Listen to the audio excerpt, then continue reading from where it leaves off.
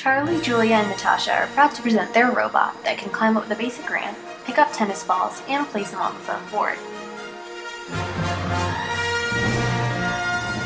In order to make our wheels tough enough that they could go up the ramp or at least one of the sides, we decided to create a two-system wheel which had acrylic in the center to reduce the weight and then a silicone bonded to the outside.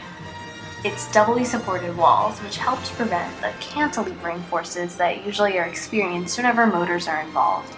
This robot also has a tensioning belt, which allows for motion from the back axle, which is directly powered by the motors, to go to the front axles too. It has a laser-cut base made out of acrylic, which allows for more easy modifications than, say, aluminum brackets. However, there is a loss in precision.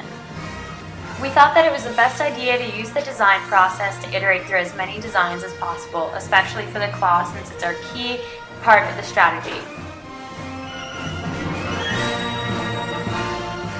For the claw in particular, we started with a really small design with a very simple two-piece claw and then decided over time that it was better to only motorize one of the sides rather than two of them for the sake of simplicity.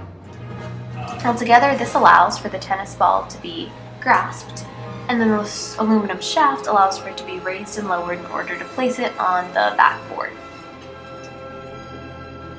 One really important thing that the team learned is that when designing, it's important to make things flexible and adjustable when there are tolerancing issues or just when general problems arise. A lot of our team's time was spent taking apart and putting back together the robot whenever we found a small problem, since our design didn't allow for easy assembly and removal of particular small bits.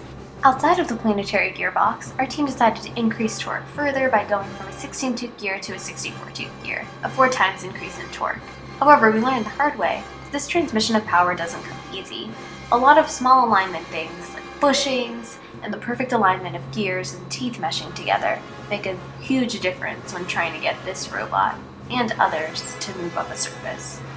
While we don't like to call our robot uptight, it did have a lot of constraining issues.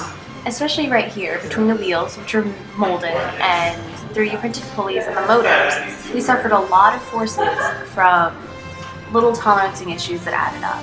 In the future, we'd have to account for this and be more flexible.